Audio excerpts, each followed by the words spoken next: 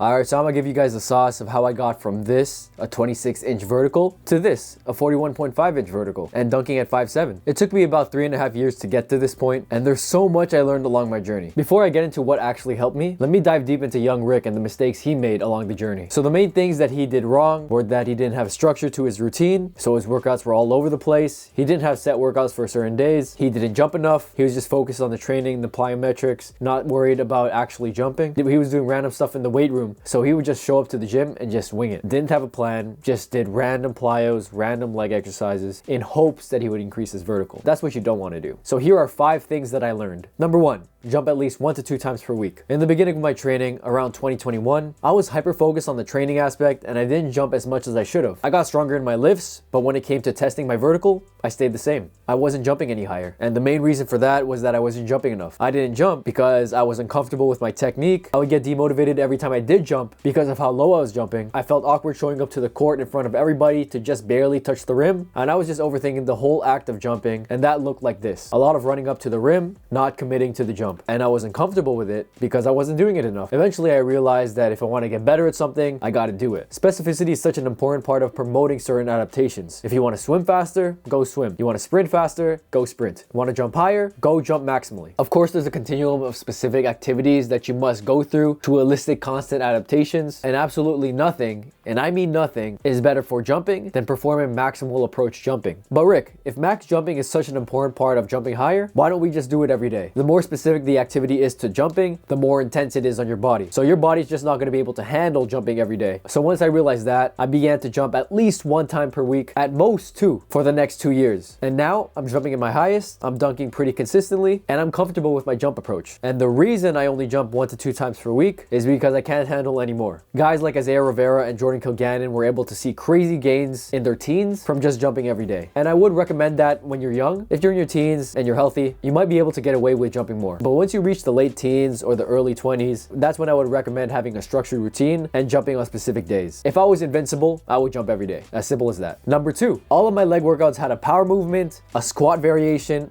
a hip hinge variation, and a calf raise variation. I would add accessory movements such as sprinting and cable abductions as well, maybe a superset here and there, but those 4 movements are the core of most of my leg workouts. A power movement would be something that would have you produce a lot of force really fast, such as an Olympic lift, power cleans, clean pulls, or some loaded plyo to focus on rate of force development. A squat variation would be a back squat, a front squat, reverse lunges, rear foot elevated split squats, pistol squats, and the list goes on. There's a ton of squat variations out there that you could play with. A hip hinge or some type of posterior chain exercise, such as an RDL, a deadlift, a hip thrust, a single leg hip thrust, a Nordic curl to target the hamstring and the glutes, and lastly, a calf raise movement. A standing calf raise, a seated calf raise, could be single leg, could be elevated, could be slow, can be fast. Sometimes I'd be prioritizing certain movement patterns and decreasing volume into other movement patterns. For example, maybe one workout I'd be focusing on a squat, doing high volume in those, and cutting down on the hip hinge variation, or vice versa. Sometimes I would replace movements with plyos, but this is the general structure of all of my workouts. Does this mean to strictly do these 4 movement patterns every single workout forever? No, then you'll plateau. You gotta know when to do certain things and when to change it up. That leads me to number 3. I change my workouts every 3 to 5 weeks. It's important to expose your body to novel stimuli every so often so that you can keep promoting adaptations. If all you did was lift heavy and jumped a lot, or follow those 4 core movements that I explained earlier for an extended period of time, then you'll end up in a plateau eventually. So no, jump training isn't as simple as lifting heavy and jumping a lot. There's a reason why we add and remove certain movements. It's why we introduce training concepts like supersets, or contrast training, or super maximal eccentrics, or introduce movements like power cleans, trap bar jumps, barbell jumps, sprinting, and why we keep introducing harder and harder training cycles. It's so that we can keep progressing, keep exposing our body to more intense and new workouts so that we can keep improving. I train in 3 to 5 week mesocycles. After each mesocycle, I go through a whole new mesocycle that has a whole different training routine with a different priority as well. Everything I just said is periodization in a nutshell. It's just a structured approach to training that breaks down your year into cycles or phases, each with their own specific goals, so that you'd be prioritizing max strength on one cycle and then power in another cycle, or max velocity in another cycle. You don't want to go into the gym and just raw dog your training. Periodization allows you to train with a purpose, to achieve short-term goals that will eventually lead you closer to your long-term goal. And a lot of guys don't know how to periodize their training properly, and that's totally normal because 99% of athletes don't know how to, which is one of the reasons why all elite athletes have a coach. And luckily for you, I went to school for this stuff. I've been researching and studying this stuff for years, and I currently have spots under my coaching and training. So if you're serious about getting to that next level and you're willing to commit to training, then fill out that form in my description. If you're looking for a 2-week jump higher quick program, then this is not for you. If you're a good fit, then I'll reach out back to you and then we can get started as soon as you can. And I'm confident I can help you jump higher just like what I'm doing for all of my current athletes. I got you. Number 4, I got leaner. In the beginning of my training, I was eating like shit, and rightfully so. I was trying to bulk. I grew up really skinny, and one of the main reasons I started working out was so I could gain weight and gain muscle so that it wasn't seen as skinny anymore. I achieved my goal. I gained some muscle and a lot of fat. So I wasn't taking care of my health and I was out of shape. When I made the switch to start cutting body fat, I noticed my vertical exploded. And that makes sense, right? Fat is just unnecessary excess weight that's weighing you down during a jump, and it doesn't help you produce any force in a jump whatsoever. So jumping with less weight, having the same strength, is obviously going to help you jump higher instantly. I limited eating takeout. I decided to go on a high carb, high protein, low fat diet that consisted of a lot of chicken and rice. I did intermittent fasting where I would eat after 2 p.m. and I would only eat 2 meals a day consisting of chicken and rice. Sometimes I'd add some broccoli in there, but mostly it's just chicken and rice. And that's pretty much it. If you're above 15% body fat, you're leaving a few inches of vertical on the table. Cutting fat will instantly help you jump higher as long as you keep maintaining your strength, but you don't want to go overboard to the point where you're losing muscle with it as well. Maintain and even increase muscle mass as you decrease body fat. And you just do that by consistently training hard while being in a good diet. And number 5, I didn't miss a single day for years. I had a plan and I followed it to the T for multiple years. Does this mean I trained every day? No, I made sure I had at least 1 day of rest, and I also trained 5 to 6 days a week consistently. I made it my priority to show up, consisting of about 3 to 4 leg dominant days and 2 upper body / core days, leaving 1 day for rest. No matter what I had going on in my life, I made my training one of my main priorities. Being consistent for a couple of months is overrated, but being consistent for a few years is undervalued and underappreciated. Everyone nowadays wants quick progress. They turn to those vertical jump programs that guarantee you X amount of inches on your vertical in X amount of weeks. Gullible athletes took the bait and they ended up wasting time and money. If you did happen to transform your vertical in a few weeks, then that's something you're already capable of and not because of the program. It takes a while for these adaptations to settle in. Elite athletes don't come overnight. Professionals don't just wake up being the best at what they do. Yes, it's possible to see crazy progress in a few months. I've seen tons of my athletes increase their vertical by a significant amount in just 1 month, but you're not guaranteed a certain amount of inches in such a small time frame. If you can see decent progress in about a month, imagine what 12 months of consistent training will do to you. The amount of athletic qualities you can increase in that time. The amount of strength, speed, power, and vertical jump gains you can see in 1 whole year of training. That's when I feel like transformation in your athleticism and vertical is possible. If that time span intimidates you, then don't sign up for my training and maybe don't take it seriously. It's okay to take it casually. Maybe just keep doing random 4-week programs that will increase your vertical in 10 inches. Maybe the elite athlete lifestyle isn't for you, and that's totally fine. It's not for everybody. Otherwise, everybody would be an elite athlete. Just don't be surprised when you don't get the results you want because you're not willing to go through the process of what the result requires.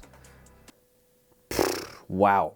What a quote. I just made that up from the top of my head. And those are 5 things that helped me get to the level I'm at right now. I don't have crazy genetics. I wasn't a crazy athlete growing up, and I wouldn't consider myself elite currently. When there's guys like Donovan Hawkins dunking like that, Dom Dunks, Tony Crosby, those guys are elite, and I'm just trying to get there. But I'm aware of the sizable progress that I've made since the beginning, and I'm thankful to be in the position where I can help athletes like yourself do the right things as quick as possible. And I'm going to continue following these 5 things until I reach a 45-inch vertical. When I do achieve that 45-inch vertical, I will stand by these 5 exact things to prove to you that following these principles actually work. But yeah, later.